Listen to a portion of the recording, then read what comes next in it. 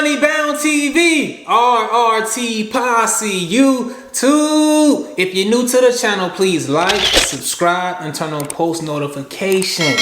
I release scheduled videos every Monday, 12 o'clock a.m. Eastern Time, but I also release some unscheduled videos throughout the week. Now, if you're returning, welcome back. I appreciate all of the support. Thank you. Today's video, I'm just here to let you know, it's a lot of things that the respiratory therapy program did not prepare me for in the real world. I learned a lot at that schoolhouse, but it's a lot of things that that schoolhouse did not prepare me for in that real world. What things was it? How could you guys avoid it? How could you be ready for it when you become a respiratory therapist? Or how could you better yourself as a respiratory therapist? All you gotta do is keep watching. What we represent, man? Big money bound. Big money bound. Big money bound.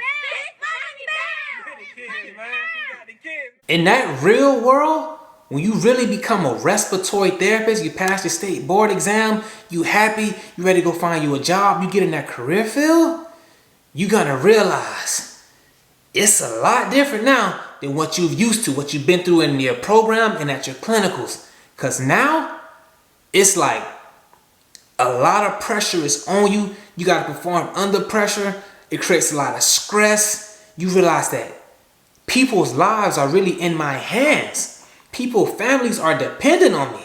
Like, this is serious. This is serious. But you can kind of lose focus of that when you're a student and you're in school and you're just trying to focus on your studies, trying to get the understanding of respiratory therapy. And that's rightfully so. You can only do so many things at a time. You can't have your mind overcrowded thinking about, oh, people can die if I take care of them. You want to learn the right skills and tools to prevent as many people from dying under your care as you possibly can. But once you get into that field, that real world, it's nothing like at that schoolhouse. I'm going to give you an example. And I'm going to tell you what you can do to better prepare yourself for the real world and under these stressful situations. Why? Because it's Big Money Bound TV, RRT Posse. I got us. Example number 1, drawing ABGs. I remember when I learned how to draw an ABG in school, in the program, it was all fun. It was games. We was laughing. We was getting the needles ready. We was examining the kit, seeing what's going on. Somebody would be at the other end of the arm, pumping it, pumping the blood. You'll be just there trying to get it. Everybody looking at you, trying to cheer you on, saying, go, go, go, go. It wasn't stress.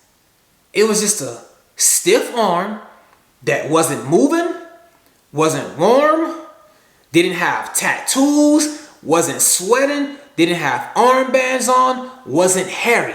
And may I say again, wasn't moving, didn't have covers in the way. It's a little different in that real world. Ain't nobody behind you rooting you on, man. There's nobody behind you rooting you on. All it is you get called to a rapid response. It's going to be the resident, the nurse, the charge nurse, the housing supervisor who's over all the nurse, and you and the phlebotomist. Everybody looking at you while you try to get that ABG. Ain't no more cheering, ain't no more clapping, ain't no more. This is serious, man. Like, and it's different when it's under pressure. I remember walking in there like, oh man, I didn't. But once you're in there, you can't back out now. You got to go in there. And that pressure can really get to you. Like, some people start sweating, getting nervous, forgetting all the steps, forgetting their skills. It's serious, man. So what I recommend to like avoid this and be better prepared for this situation, when you in your lab, I'm not saying take away from like the fun, the joking, the smiling. Enjoy the program, enjoy your learning. Like, I applaud that, that's cool. But sometimes when you're in that lab, just try to treat it like a real deal situation.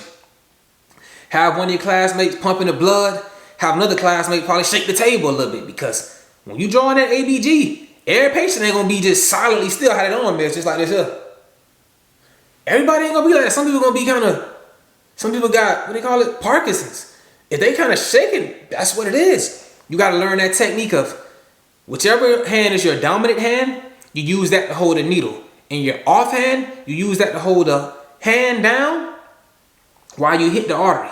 It takes precise, exact skill. You got to feel for the pulse, feel that artery, find some kind of landmark on the patient's wrist. For example, let me show you a landmark. Come on, man. Get the people a landmark. Bingo. That line is a landmark. Okay, so it's right here on this line, away from this line going down here. It's right up in here. And that's what you gotta like, you have to do and you have to learn how to do. So you can draw these ABGs under those kind of stressful situations. Cause I'm telling you, man, like, it's for real.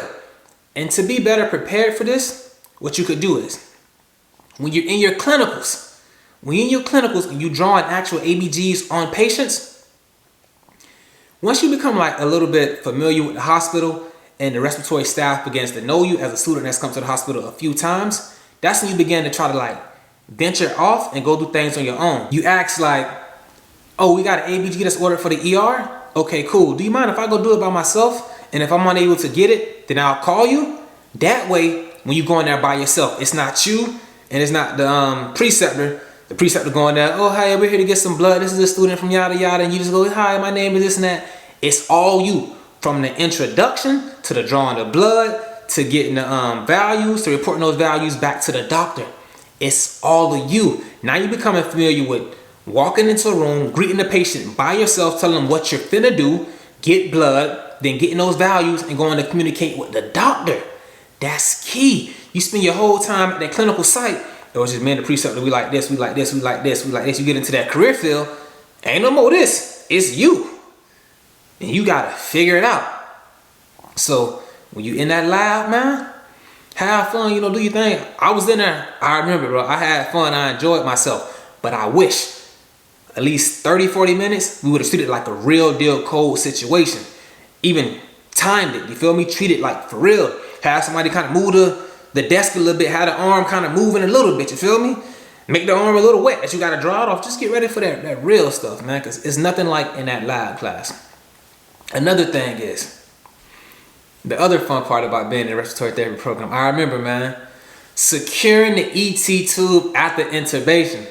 I'm seeing everybody, they tagging me in the intubation post. That's cool, I appreciate that. I remember how it was. When I first did it, I learned how to tape, learned how to do this. Like, bro, it was fun. Like, that's why I'm laughing, that's why I'm like smiling, like, because I remember those good times. But when you in that real world, it's a little different. You in your lab, you got the dummy head, it's stiff, and the neck is kind of like already up, so you can like you can go around the neck with the tape very easy. There's no hair in the way. The patient isn't sweating. It's not a room full of people looking at you, waiting for you to secure that tube so that they can transport the patient to the CT or to the unit. Because they can't move until the ET tube is secure. So everybody waiting on you while you doing this, just imagine that. The doctor looking at you, the nurse, nursing supervisor, the charge nurse, another therapist, another nurse, a PCA, they're just looking at you like, how you doing that? What are you doing? Hey man, that could make you very nervous. So what I suggest is, once you feel like you're comfortable with doing tape, okay, treat it like a real deal situation. After you intubate, make sure someone keeps ambuing the patient, the dummy. I'm saying the patient, but you know, like your dummy head. Make sure that somebody keeps intubate, keeps ambuing it. While they're doing that, you have to work around them. They ambuing and they holding the tube like this is a real deal situation. How they would do in the real field. They holding the tube so it doesn't come out while they're bagging.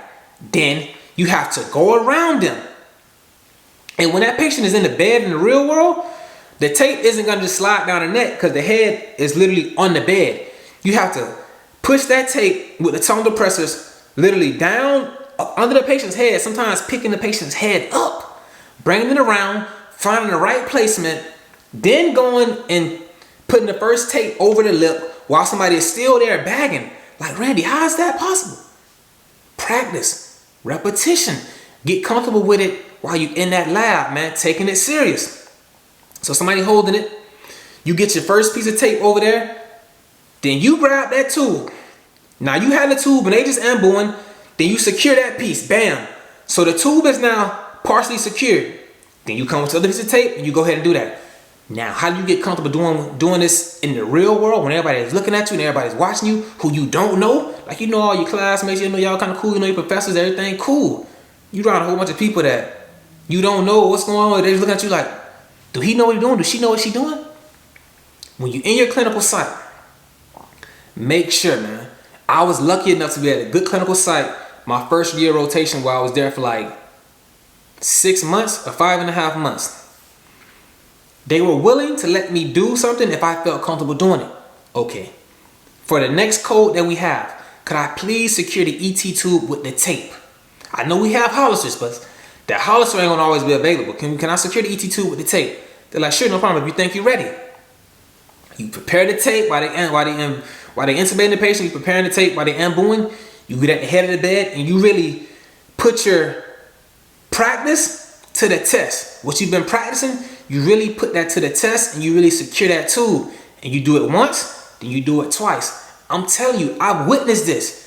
It's some respiratory therapists that I work side by side with that don't know how to secure the tube with tape. And when they come in, they're like, oh, Randy, can you do it? Randy, do it. Like, that's not good. You want to know how to do this stuff. Some people forget how to even pull on the hollister on the patient that's intubated because they haven't done it that often. So you want to do it as much as you possibly can. These are the tools that you are going to need to make it in the respiratory care field. You got to really like put these skills into motion. And the way you get comfortable with it, it's not like you can't do it. It's a comfort level to it. You practice, and you apply that practice. And you apply that practice while you're a student. If I mess up, I'm a student. So I get good at it while I'm a student. So once I become a therapist, I'm good. I can secure the ET tube. I know it ain't gonna fly out. I know it's not gonna get dislodged and go into the esophagus. I know my license is not gonna be in jeopardy, saying I distended the belly and hurt and mess them up. Now the patient saying they may not make it, guts everywhere, coming out the eyeballs. You know what I'm trying to say, man. Just harness your craft, really understand what's going on, because I learned that the hard way. But like I'm saying, luckily, a lot of people let me do a lot of things at these hospital clinics because I knew, like, I want to be comfortable doing this right now. I don't want to get it by myself and not know what I'm doing. They told me as a student, there's no dumb thing you can do or dumb thing you can say as a student. Now, once you become a respiratory therapist with your license, you clocked in, that's a little different. How do I secure ET tube with the tape? I never did this before. What school you went to, dog? People look at you like you crazy. Well, I learned it, but I never really did it. That ain't a good look, you feel me? So just apply that practice as much as you can in your clinical site. Let me see. And anybody down there, anybody who out there that's watching that have any more tips to like help students like get better at intubating patients, get better at securing the tubes as a patient, get better at drawing ABGs as a patient, please drop that down in the comments.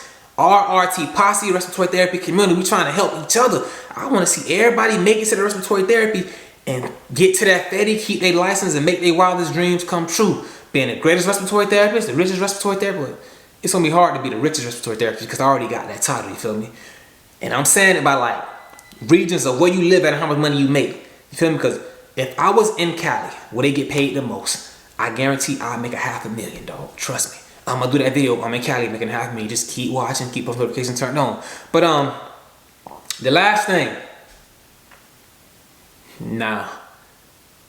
I love my program I attended. Y'all see Palm Beach State College in the background. I appreciate my program. I remember everything. If it weren't for them, I wouldn't be here. But dog, they didn't prepare me they didn't prepare me for communicating with doctors. They didn't give me no communication with doctor skills. They didn't tell me how to go talk to a physician, how to put in orders, how to like take orders, how to suggest certain things we should do besides what they suggested. I had to learn that as I went. They didn't teach me that. I don't know what, if your program taught you that, please drop them comments down below. Because I had to just figure out how to interact with these people as I went. And my suggestion for you is get comfortable with doing it while you're in the clinicals.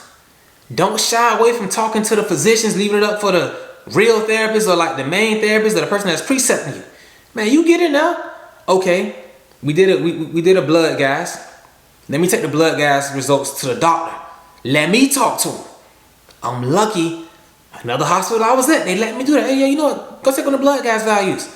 I'm like, all right. Took it to him. He's like, all right, man, thank you. I'm like, you want me to drop that file to the 50? He said, no, drop it down to 40.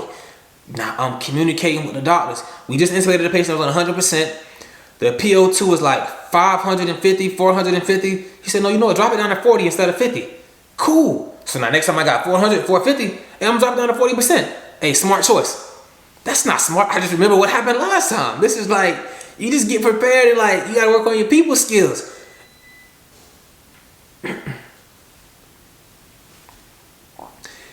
So it's like, the more you interact with the doctors, the more comfortable you will get. You gotta interact with them in the ER whenever you get a chance, when you in your clinicals. When there's a cold blue in the clinicals, ask the main therapist to let you take the lead of the therapist that gets all the supplies ready. Why? Because that's the person that has to talk to the doctor over all the commotion that's going on. Reason being, doctor, what size blade would you like to intubate with? You gotta say it over everybody that's talking. Doctor, what size ET tool would you like to intubate the patient with? Over everybody that's talking. You don't want to have never done that. Then your first day on the job, you get a cold blue, you like, I don't want to scream at the doctor. You kind of nervous, like, cause I've been there. I've been nervous to talk to the doctor. It's like, that's the head of the ship. That's the chief. Everybody following the doctor's orders. See, I was gonna say everybody's following his orders. I gotta stop doing that. Everybody's following his or her orders. You feel me? I'm sorry. So it can become like a little intimidating, especially to like a new grad. You've been at a job 1 month, 2 months, 3 months. But if you get comfortable while you're in clinicals, moral of the story is, man, get comfortable with everything that you're doing with lab and clinicals. So when you graduate, you're ready to step into the field and work on your own. Of course, you'll need to learn you're gonna need to learn like how the hospital operates and all that stuff. I'm not saying don't learn that. That's not important. But I'm saying that once you're on your own, you can be on your own. Get good at drawing ABGs. You don't want to be the therapist that's known as a therapist that can't never draw ABG, always got to call for help. That's not a good look. Respiratory therapy field is a small field. Trust me. If you do something dramatic at one hospital and hurt somebody, all the hospitals in your county gonna know something. How you gonna avoid being without a job? You gotta go to another county. And what they gonna say? Why is this therapist coming from another county way down here? Let me call that county and see what's going on. I've heard of this happening and I actually seen it happen. So, hey man, I want to see everybody get it. So take your lab serious, apply that stuff in lab and the clinicals, and just communicate with the doctors as much as you can during the code blues, the rapid response, talk to the residents. Like you'll see, you're not going to be the only student that's at the hospital. You'll see the residents may be a little nervous. Residents don't really know what they're doing, but they learning. You feel me? Everybody trying to learn and figure this out. Like, medicine itself is a practice. This all practice in medicine. This ain't, none of this is like cut and dry. This is all like, well, okay, that didn't work, so let me tweak this, then that didn't work. This is all like a practice. And that's it, man. So hey, practice, practice, practice, and apply that practice in the field. I wish everybody the best. Hey, thanks for rocking with me, man. Big Money Bound TV, RRT Posse. I got us. Foes up, forever ambitious, dog.